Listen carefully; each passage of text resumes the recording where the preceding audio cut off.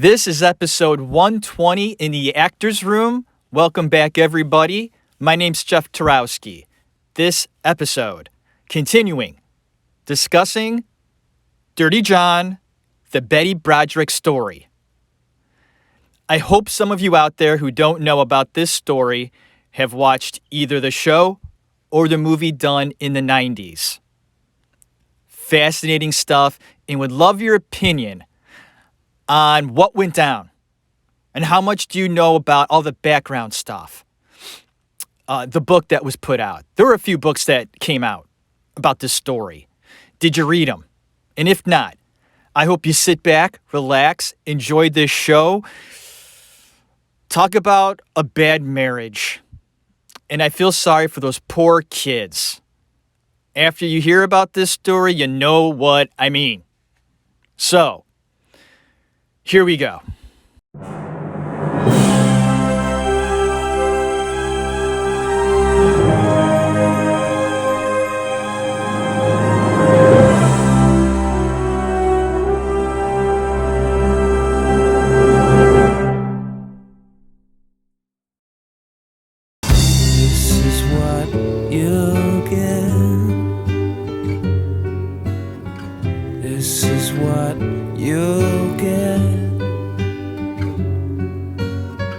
This is what you'll get when you mess with us.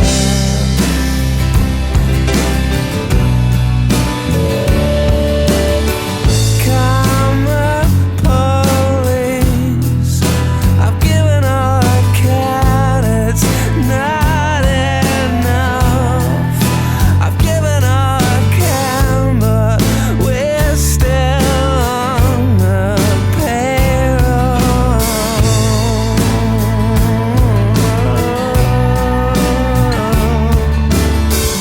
This is what you'll get. This is what you'll get. This is what you'll get when you mess with us.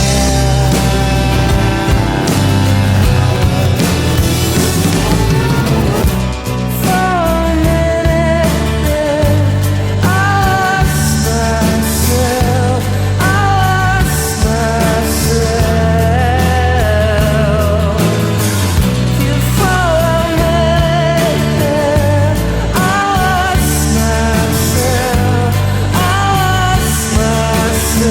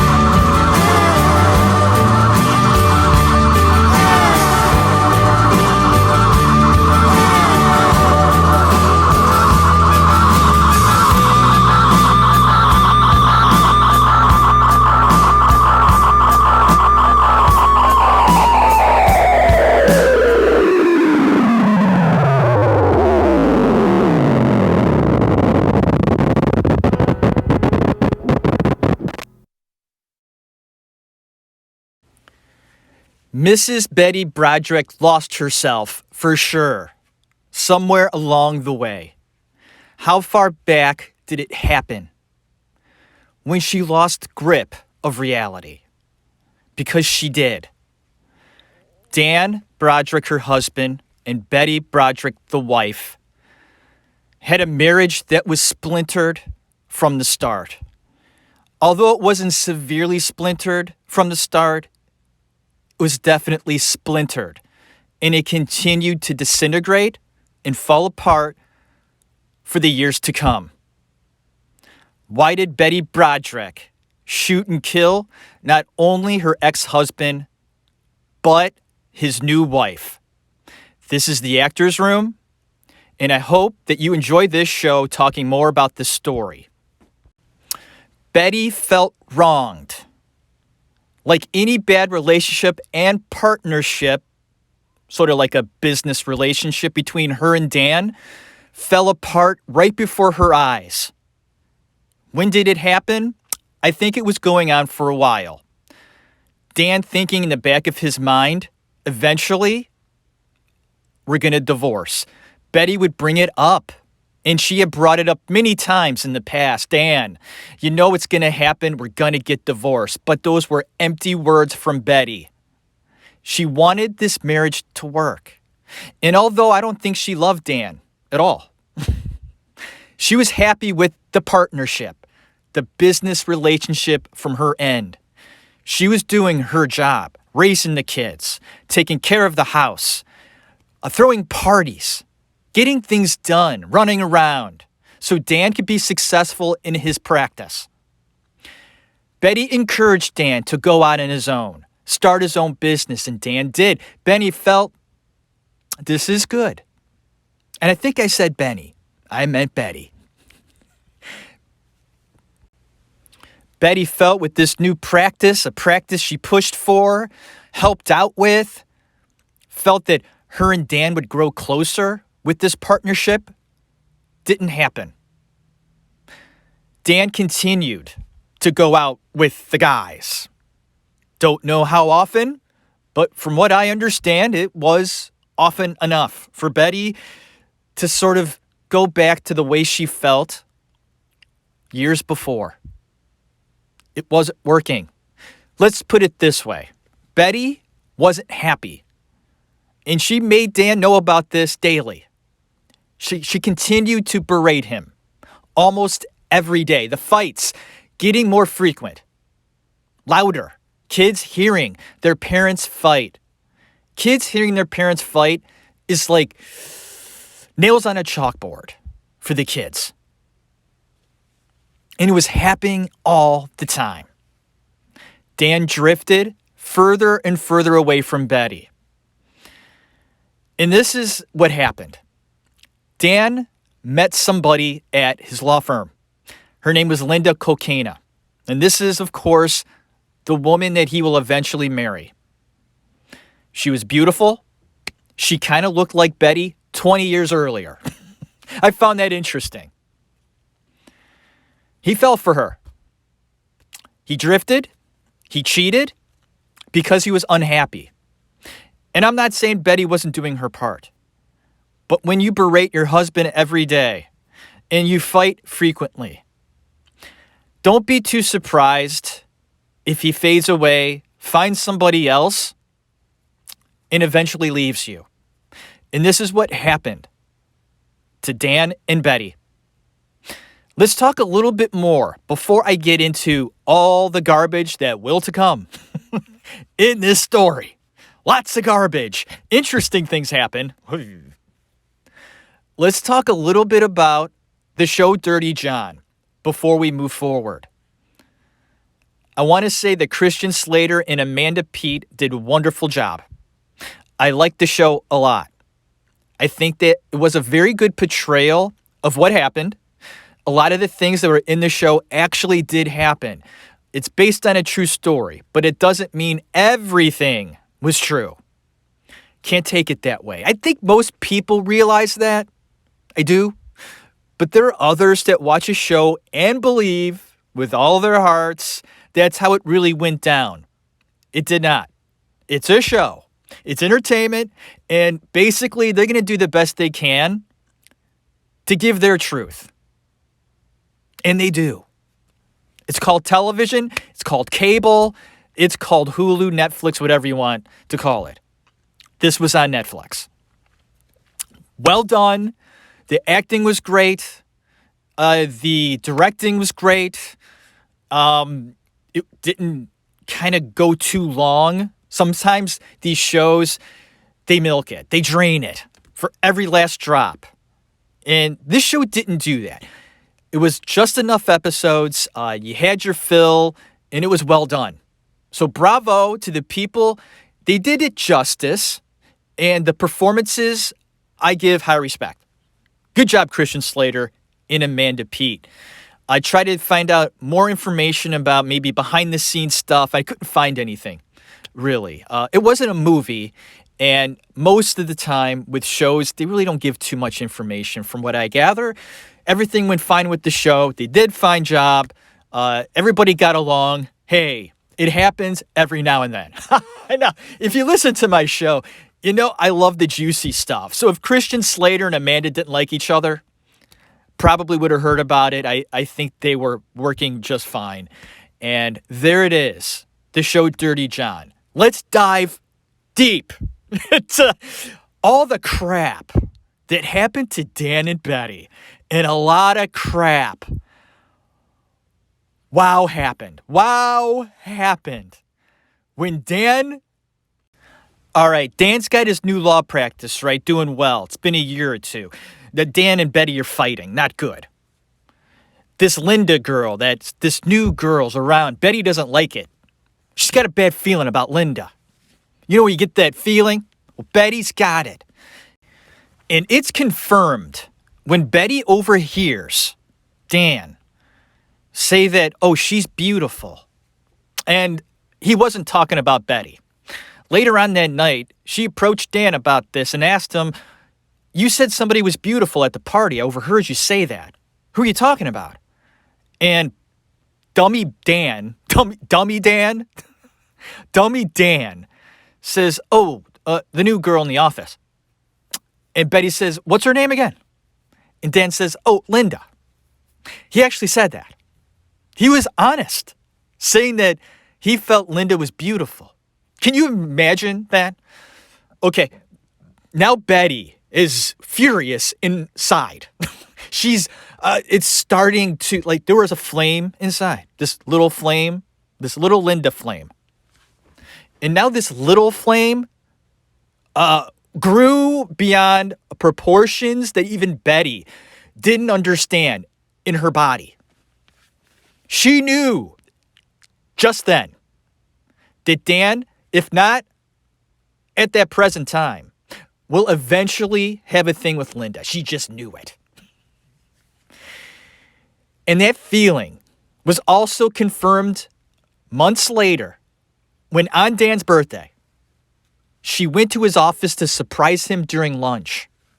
Brought a cake, got all dressed up, walked in the office, said, where's Dan?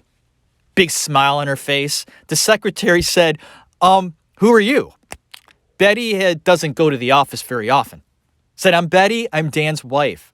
The secretary said, oh, he's not here right now. He went to lunch with his assistant. Guess who that was? Linda. Betty felt a little awkward about this, of course. Wanted to surprise Dan. He's not there. She sits in his office and waits for him to come back.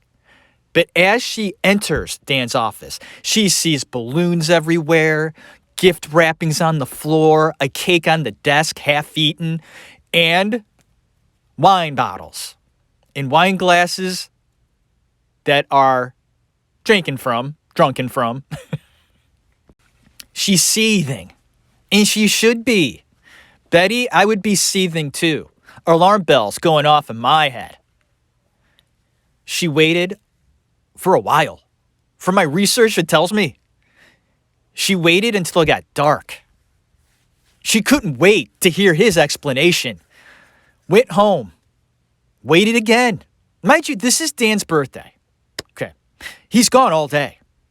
But this was Dan. This is how he operated. He came home late that night. Birthday boy. A little buzzed. Betty, get this, took all of his clothes. Well, I take that back. She didn't take all of his clothes. She says she took clothes from his closet that weren't his favorites. But she put them all into a big ball in the backyard, threw some gasoline on these clothes, and waited till Dan got home. confronted him, asked him where he was, what he was doing, explained. She waited for him all day at the office to surprise him with a cake, looking good. Dan says, "You're crazy. I went to lunch and I had a meeting and it lasted longer than expected. Nothing's going on between me and Linda. Get it out of your mind." And Dan really wasn't too upset about it. He was just explaining to Betty that it's not what you think. That's what they all say, right? It's not what you think, sweetheart. Well, it's exactly what she thinks, by the way. She knows it. Dan knows it. Hell, even the kids probably know it.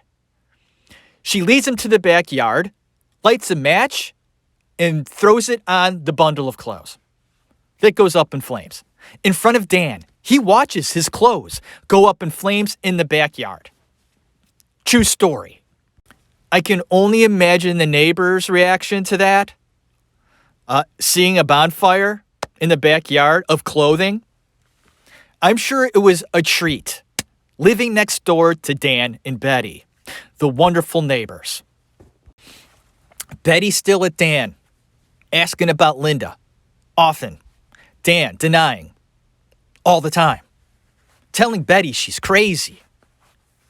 It's not happening, Betty. It's all in your mind. This does something to Betty. Now, Betty knows what's going on. Any wife would, or husband if they're being cheated on. You just feel it in your bones. And as much as Dan may tell Betty that she's crazy, Betty knows. And she actually took Dan aside when he entered the house one evening and gave him an ultimatum. She said, "Dan, you either fire Linda tomorrow or you move out of the house." Ooh, strong words. Dan didn't even flinch. He didn't even flinch with his response. He said, "Betty, you can't tell me who to hire or who to fire. That's my business. And another thing, if anybody's going to be moving out, it's you." Dan is starting to get real sick and tired of the accusations, even though they're true. He's got to hear it often, and he's just sick and tired of it. She is trying to run his life, and he has nothing to do with it. He's reaching the edge, and it won't be too much longer until he leaves, and he does. Not long after that, he tells Betty one evening he's leaving. She says, "What? Where are you going?" He says, "I need to be alone for a while. Collect my thoughts. Figure some things out." I mean, she's not surprised with this. I think that she realized at that point Dan was taking it to the next step. Maybe she felt he didn't have the balls to do that. But Dan actually showed some balls here by saying, "Betty, I need some space. I need to think about some shit." And Betty, scared, says fine. And this part's really interesting because that night, it happened at night when he told her this. He says, "Do you want me to leave now or in the morning?" And Betty says, "It's up to you. I don't care. You could stay or you can leave right now, whatever you decide." Dan decided to leave the morning and not right there and then. So he actually spent the night in their bed right next to Betty. What? I don't think I could do. That's weird. Don't you think? You tell your wife, "Honey, I need to think. I'm leaving." You might want to leave right then and there. Why the hell would you stay? How could you sleep that night next to Betty knowing what you just gave her? This information, this news. It's like, whoa. I know I wouldn't be able to sleep. Well, first off, I wouldn't be in that bed. I would be out the door. I mean, what? I think that is, it really shows Dan in a light that's awkward and shows something about him. He's his own man. He's not going to have anybody pushing him around. I think that he was so done with her at that time, so detached. He felt it was no big deal to stay one more night. When you're that detached from somebody, and Betty should have seen that. If he's staying that night, it's over. She's hoping it's not, but Dan moves out the next morning. Trying to figure out the living situations between everybody is a little difficult. I guess the house they were staying in at the time in La Jolla had some problems with the foundation. There were some cracks, so they moved temporarily to another location until their house was fixed.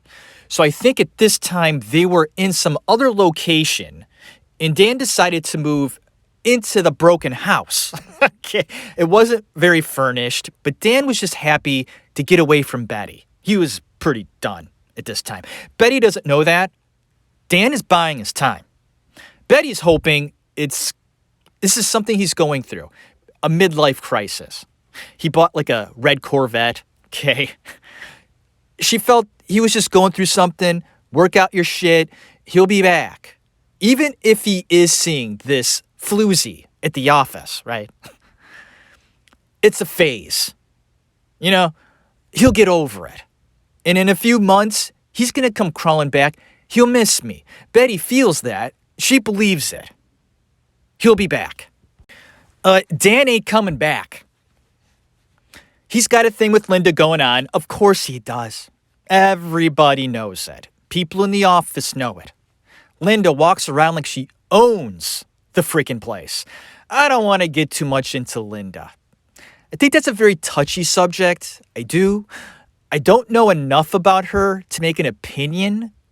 I think that anybody that dates or sees a married person, I think is pretty low. I just do. Dan had kids and a wife. Find your own man. You know how I feel about this. I know these things happen. You don't want to place too much blame on Linda. It just happens, I guess. And from what I gather, from what I learned about Linda, she seemed to be an okay person. I'm going to set it at that because I don't know. I don't know enough about her. There was some things that happened in her past.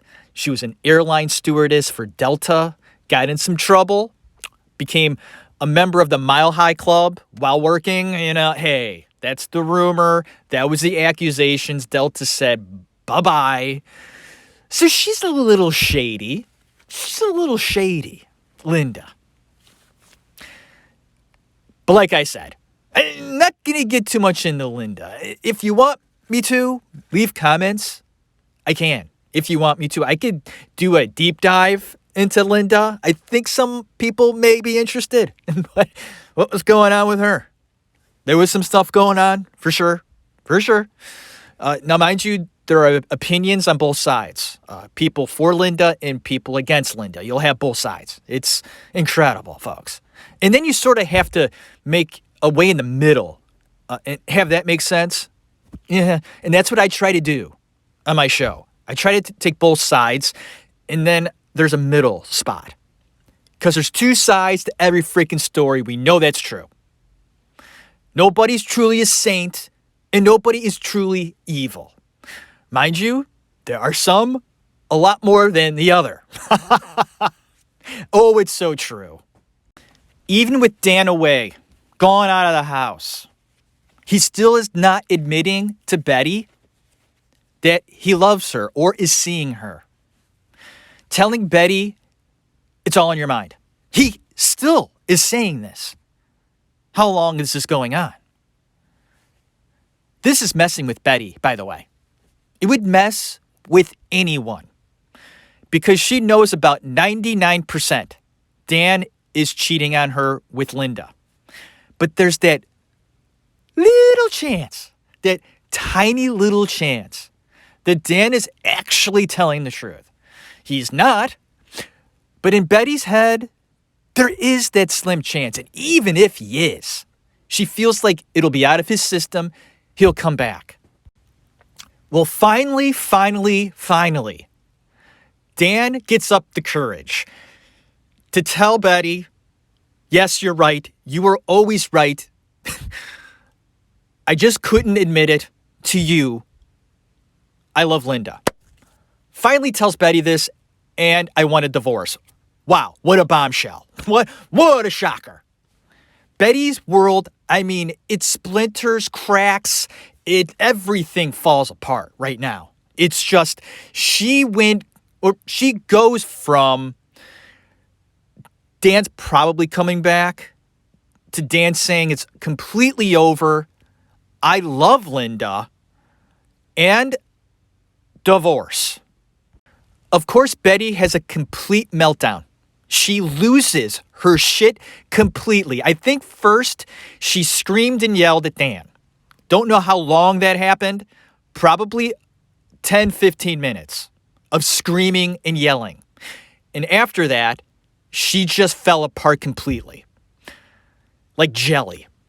She sobbed. She cried. She wails. And she is in a state that has Dan very concerned. Now, mind you, Betty attempted suicide in the past when things were really bad. And Dan felt bad about it. Even though he was fooling her, or trying to, but lying to her, he really did care for Betty. And was concerned that she tried to commit suicide. And he starts to become concerned again. I mean, this is a woman he's got 4 kids with. And were married for a long time. They experienced a lot together. So he does have feelings for her. He's not completely cold. He drifted away. He found somebody else. The marriage just wasn't happy. But he still cares for Betty. Of course he does. Betty's not taking it well, of course. And he stays with her that night to comfort her, giving her advice, asking if he could drop her off for help. She's that bad. And this I don't understand. What happens next? He spends the night with her, right? And that's exactly what he does. He spent the night with her. They have sex that night. Dan confirmed it. Betty says it. Dan confirmed it. To make her feel better? I mean, how does that happen? This relationship is really weird, folks. I think you would agree with me there. Dan says, I want a divorce. I love Linda. And hours later, they make love. I place a lot of blame right now with Dan in this area. You're fucking with her, sir. I don't approve of this. It goes to show what kind of guy Dan is. As far as women go, how he treats them, how he feels about them, where he places them in his mind, within his soul. I don't like it. I don't. He fucked with Betty right there. And he continued to mess with her head. Okay? And you'll see what happens when he does that. He's got her going all sorts of different ways. How is she going to deal with this? Betty is now faced with a very mind-blowing situation. He's got his shit together, Dan. A successful practice. Dan makes millions a year. And Betty now has the kids. Dan's out. She's raising these kids on her own. She's faced with this and doesn't know what to do. She feels that talking to a lawyer will do her no good because Dan's the best, right? He's gonna fuck me, she thinks. And there are certain things that Dan does because he knows the law very well that will not be in Betty's best interest. She's concerned, and she should be. She better play the game. She must play the game.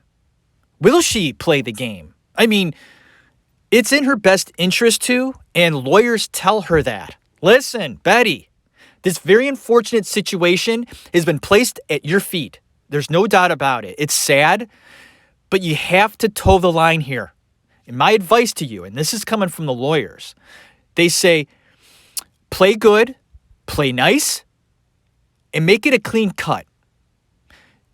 A lawyer is going to do all they can from Betty's side to give her a good deal here with the divorce. She has the kids. She's a good mother.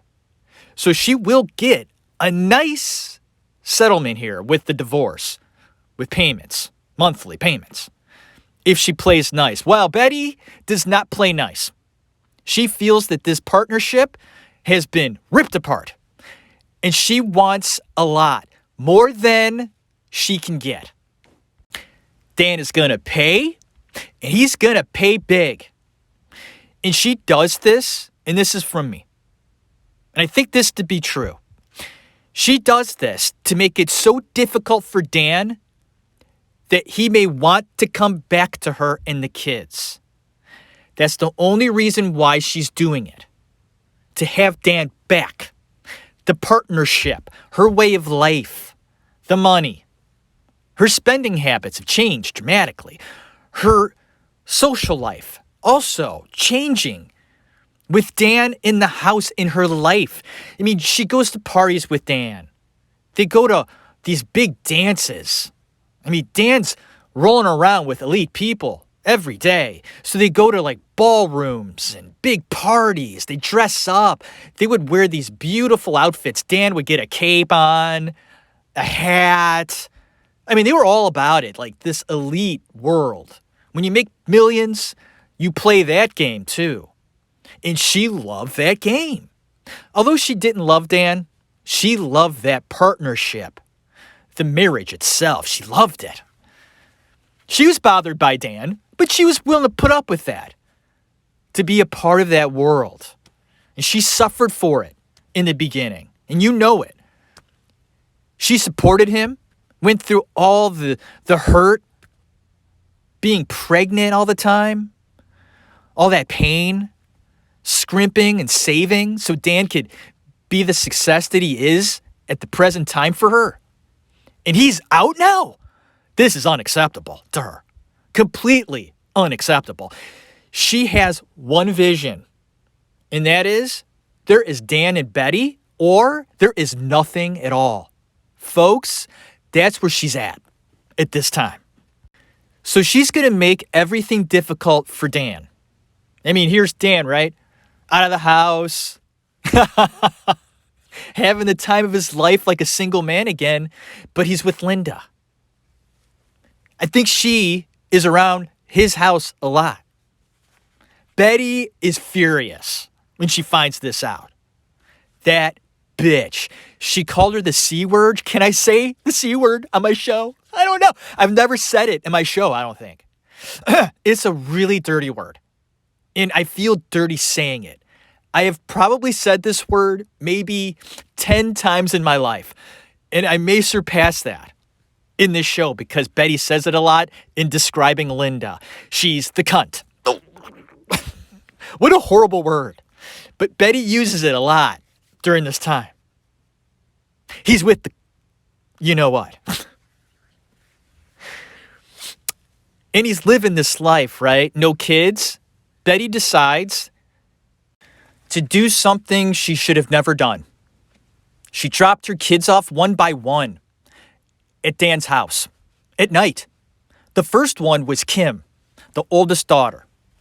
She had a fight with Kim or something really stupid. Got pissed at her, told her to pack her shit. We're going for a ride. Where are we going? Kim says. We're going to your father's house, bitch. She was, Betty so lost her mind somewhere down the road. This fucked up road. That she was calling her kids names and meaning them. She was calling Kim a bitch, a little slut, on the car ride to her father's house. She dropped her off at night. Dan wasn't even home. She cried, I guess. I think she found a way to get inside the house. I think. Dan wasn't there. Dan got home later that night because he wasn't expecting his daughter to be there. It's not like Betty picked up the phone, left a message, or notified Dan, oh, by the way, I'm dropping off my daughter, your daughter, our daughter, Kim. Be prepared. Come home early. I'm dropping her off at 5. I guess Dan says that Kim was in the house just crying her eyes out, not knowing what was going on. Betty dropping her off, and she's alone. This is a bad move by a mother. And then she continues to drop off the rest of the kids one by one. And she's dropping off these kids, some of them very young. Dan's not even home at the time. I don't like this. She's using the kids for ammo against Dan. How do you like this now, Dan? Mind you, Dan, he works all the time. He wasn't that stay-at-home parent. He doesn't know what Betty does, what she puts up with, what she has to do to raise kids. Dan really didn't raise his kids up until that point. And Betty's thinking, he'll get to see what it's like. It's a lot of work. Okay. And it is. And Dan did the best he could. Was upset that Betty would do this. What kind of mother would do this? So he kept the kids. And I'm glad he did. There's a lot of points against Dan, but he does the right thing here and doesn't give the kids back to Betty. Say, I don't want them. He keeps them. This pisses Betty off. Her plan is backfiring big time. She felt Dan couldn't do this, and Dan did struggle being a single father with 4 kids. He had no clue what the hell he was doing.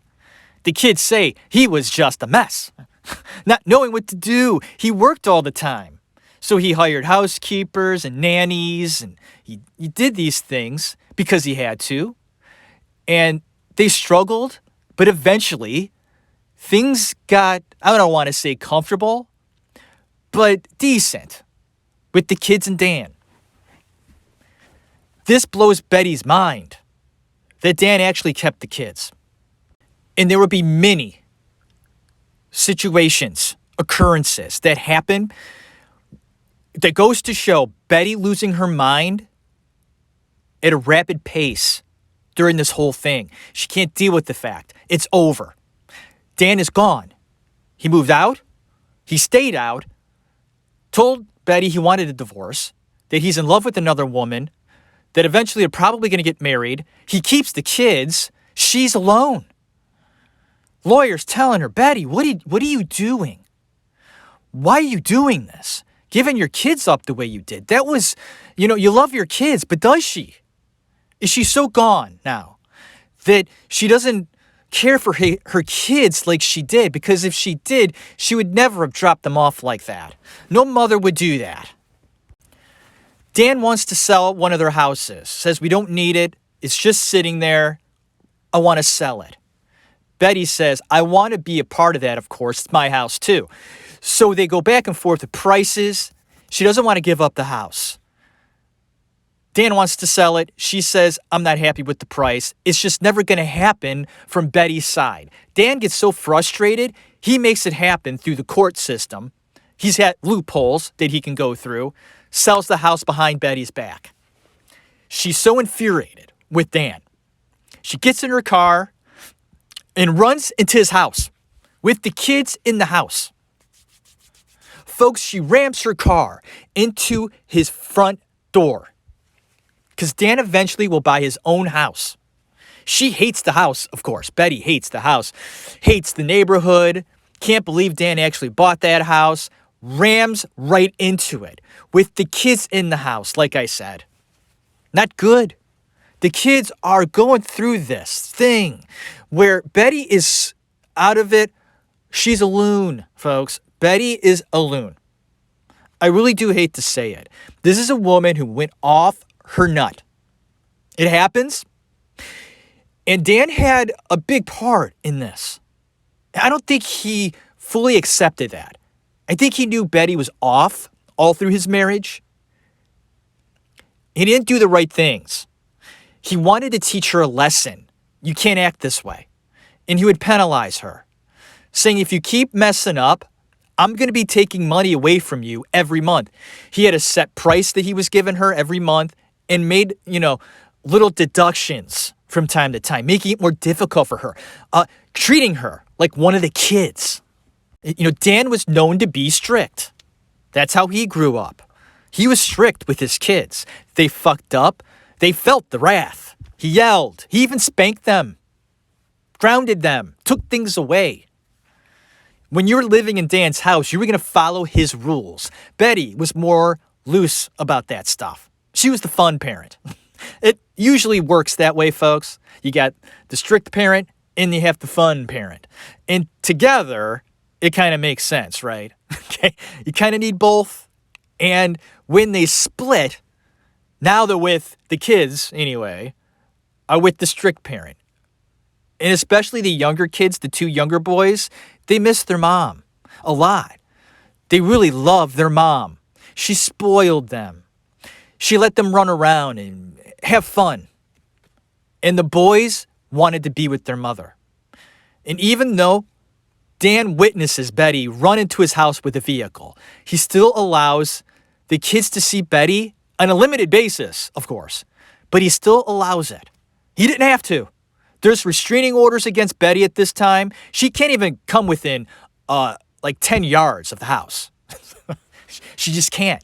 But she does anyway. She will enter the house, destroy things in the house, spray paint. I'm not kidding. And she just went and overstepped these boundaries that she wasn't supposed to. She even smeared Boston cream pie all over Dan's bedroom at one point. All when Dan is not there. She enters his house and just messes with his house, smearing things, setting things on fire, taking a bat to his family room. Dan is... Okay, we have to look at this. Okay, let's really think about this. You have your still wife. They aren't divorced yet. You got your wife coming into your house, destroying things on a regular basis. So every time Dan came home at night, he didn't know what he was walking into. And most of the time, he was walking into a mess. Kids crying, things broken in the house. I mean, not good. He knows he's in for a ride. And Dan, this is where it went wrong for you. And what you did.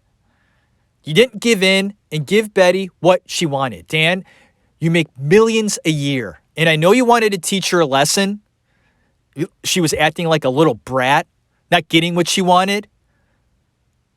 And you thinking, I'm not going to give her what she wants. Dan, you should have gave her what she wanted. I say that now because we all know the end product. But you should have been a little nicer to Betty. But then you think, how can you be nice to somebody destroying your shit? Dan gets an answering machine at one point. Oh boy. Puts the answering machine down, sets it up. Wants to, this was big in the 80s, folks. Answering machines were just great. Okay. Hi, you've reached a Tarowski residence. We're not home right now. Leave a message after the beep. Beep. Betty found this to be gold. For her, this was a way to get shit off her chest. She was making a lot of phone calls. And when they didn't answer the phone, which was a lot, Betty unleashed her fury on the answering machine. Dropping F-bombs, C-bombs, all sorts of bombs all over the place on the answering machine. So often that Dan had a little mixtape of all Betty's fun shenanigans on tape. Had them transcribed and started penalizing Betty every time she called and, dropped bombs. Dan would have her sent to jail for a few days. And Betty sort of didn't mind it. That's what she says. She's a tough cookie, by the way, Betty. She's tough. She was driving everybody insane. Not only Dan, Linda, and the kids, of course, but her friends. She didn't shut up about Dan. She didn't shut up about the situation. When you saw Betty in the 80s, she was talking about this. Every second she could. You heard about it. And when you're doing that, they get sick of it real quick. It's time to move on. Dan ain't coming home. He's got the kids. Betty, do all you can to get yourself back on track. It's unfortunate this whole thing happened, but it does happen. And Betty didn't see it that way. She was going to go to the grave. Either Dan or her first. Whatever. That made no sense. Anyway, she wasn't going to have it. She couldn't move on. She couldn't. People started to catch on to this, getting worried. She would go and visit not only lawyers, but shrinks.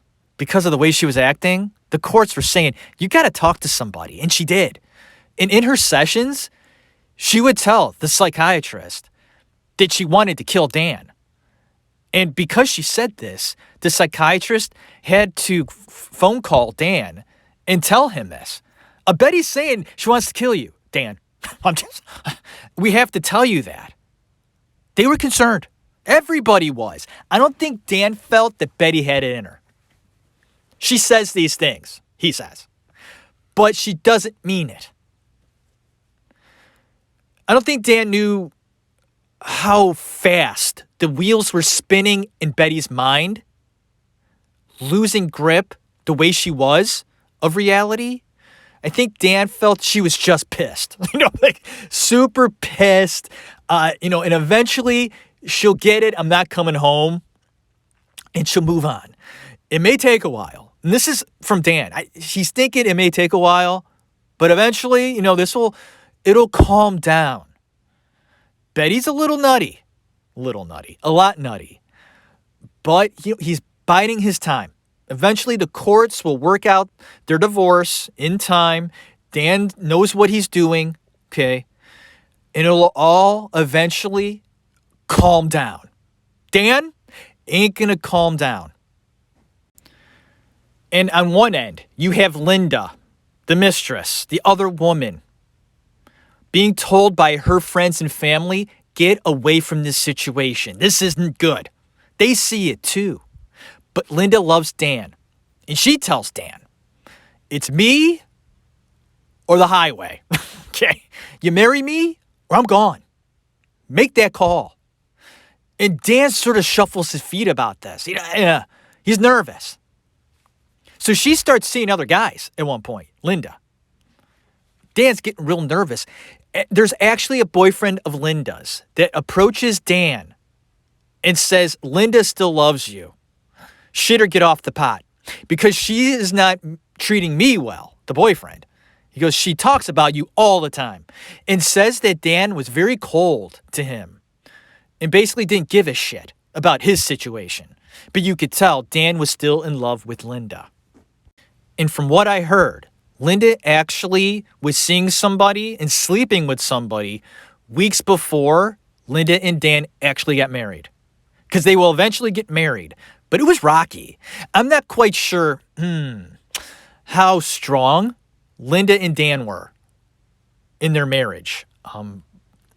I think it was stronger than what Betty and Dan had. But, hey, I think Dan's sort of hard to live with. So, hey, good luck, Linda. The kids didn't like Linda, of course. It's tough, too. And I'm sure she got a lot of shit from the kids because her mom gave a lot of shit to Linda. Okay, I want to wrap this up. Don't want this to be too long. So basically, folks, you know how it ends. Dan eventually marries Linda. And this solidifies for Betty that no matter what the chances of Dan coming home, it's now completely over. And this is when she decides the best course of action is to win in her mind. And winning for her is to murder her ex-husband and the cunt. And she does. In cold blood, she made that call. People say she was temporarily insane. Well, I think she was temporarily insane for about, 8 years. And I want to make this point in the actor's room because I've been reading up about this and it blows my mind that there are people, a lot of them, that support Betty. And how can you do that? I mean, hey, she even admitted to shooting Dan. And I get that Dan was messing with her in certain ways. He wasn't the best husband, but she wasn't the best wife. And as far as the divorce goes, both of them were doing a lot of wrong things. Both. Okay? Both. It doesn't give her the right to murder. Nothing gives anybody the right to murder. End of story, exclamation point, in bold. And it cracks me up, this victim blaming thing, right? And those of you who listen to my Chris Watts show in Shanann, I tried not to victim blame. Even though there was a lot of things Shanann did I didn't approve of, how she raised her kids and how she treated Chris, and she sort of scammed her way through certain situations in her life. But that didn't give Chris the right to murder her and the kids. And I never said that. People think I do, but I don't. I get reamed for it weekly about my Chris Watts shows. Believe me, the way I just rip Shanann, and I didn't. People think I did. I never did. And no one deserves to be murdered. But Betty deserved to murder Dan? Are these the same people that are telling me that I should never say anything wrong about Shanann in the Chris Watts story? I mean, how dare I? I mean, as soon as somebody dies, they're saints, automatically, no matter what they did in their life. That's what? What? Some asshole walking around doing assholey things, okay? Walks down the street and gets run over by a drunk driver, and now he's a saint and we can't talk anything bad about him? No. It doesn't work that way. That's not reality. I live in reality. I know, it's crazy, right? This crazy thing called reality, I live there. It's my reality anyway. You may not agree with my reality, I guess, but that's it. And I wanted to do this show because of that. I find it fascinating because I feel like I'm not walking around in reality. People supporting Betty for murdering. What? I don't know. Am I wrong on this? Is there a right time to kill? And the death penalty comes up. If somebody murdered your child, your brother, your sister, your mom, your dad, murdered them, and they're now gone because of the decision someone made to take your loved one's life, you would be okay with that, right? And not having them pay the ultimate price, an eye for an eye. It's so hard to say that because most of us don't know what that's like. But when it actually happens, right, and you're faced with that, someone murdered my daughter, one of my daughters, or my wife, murdered them. Of course, I don't know how that would feel because it never happened to me. But, being an actor, my teachers would implant things in our heads, and try to make that real in our heads. Things that happened to me in the past, I can sort of relate, and then use my imagination to imagine what that would be like. Someone dying. And have that go through me. So I have an idea, maybe, of what it would be like. I can just imagine never having the ability to see one of my kids again, or my wife. And that I can imagine and think about, and how sad that would make me, and knowing that somebody took their life because they were evil. It's hard for me to say that I wouldn't want them dead. How hard it would be for me not to leap out of my house and take care of things, I'm passionate. My passion will come through with this, and in the actor's room has a lot of passion. If you know my show, that's me.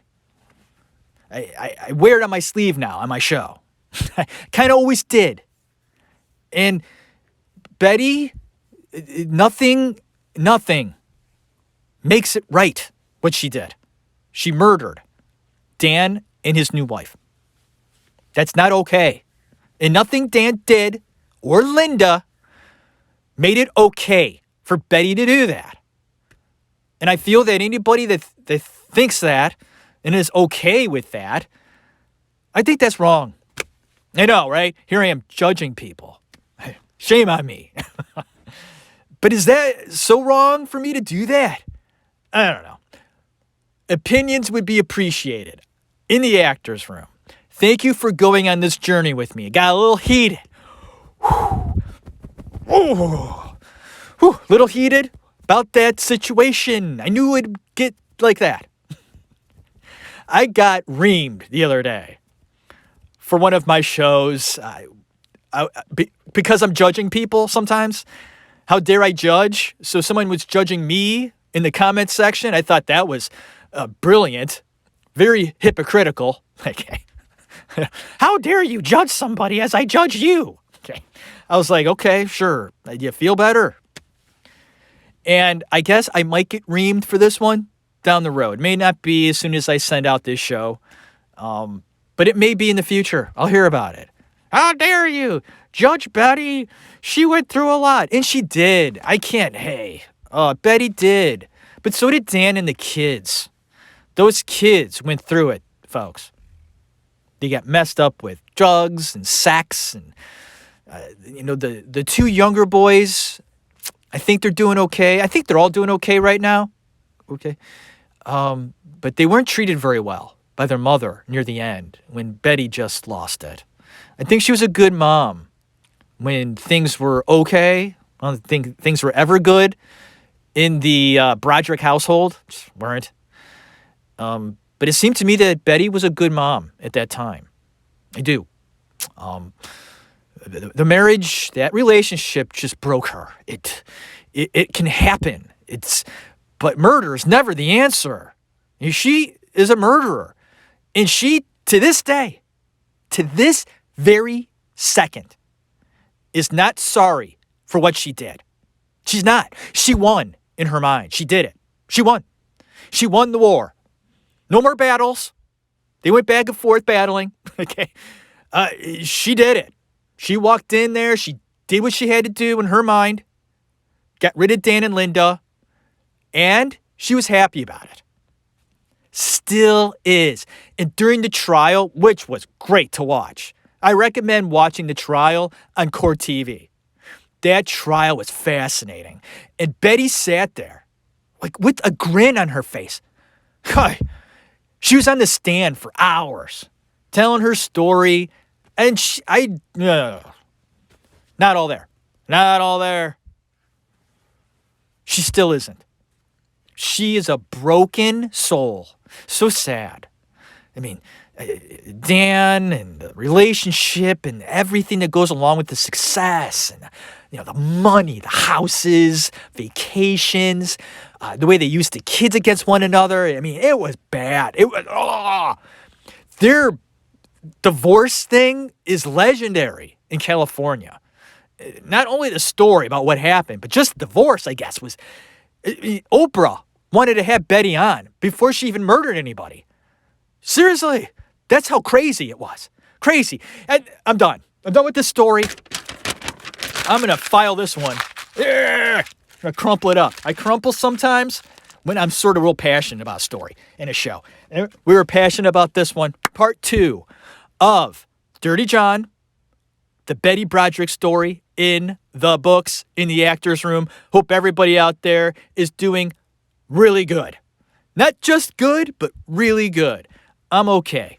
I'm okay. Things are going great with my family. I'm hoping work's going to pick up soon. It's starting to a little bit. It has me a little worried, but, we all have that fear, right? COVID isn't going away. We thought it'd be gone by now.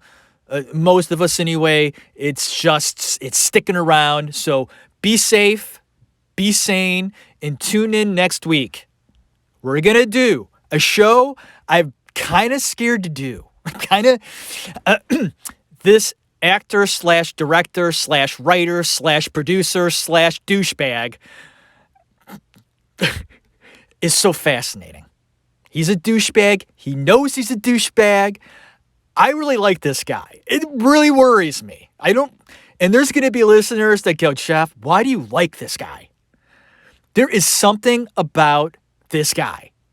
His name is Vincent Gallo. One hell of a guy. If you know about Vince and what he does, what he believes in, it's crazy, but interesting. Next week, Vincent Gallo coming at you. We're going to talk about that guy. Do some research on your own about Mr. Gallo. You'll be scratching your head going, oh my God. These people exist on the planet. Vince, next week in the actor's room. I'm going to try to reach out to Vince. I'm going to see if I can get in touch with Vince. I've been having a hard time getting in touch with people lately. Don't know if it's because of COVID or people are just really weird about talking about certain things. I don't know. But I've recently found it difficult to get in touch with certain people. Maybe Vince will reach out. And if he does, I'm going to be a little scared. I like Vince. I do. I respect Vince in a lot of different areas of his life because I can't do certain things that these artists do. So I find them fascinating, and I think you will too. Tune in next week. Look up Vince. Okay, if you might recognize him. He's not mainstream. He's not. Most of you have no idea what I'm talking about. But if you look him up, you're going to be like, whoa. Hope everybody out there tunes in. If not, I'll see you in 3 weeks. Not probably 2 weeks. Go out, watch a show tonight. Okay. Put in one of your favorites. Enjoy it. Have a drink. Have two. Be responsible. Be responsible. But have fun, right? God bless you. Have a good one.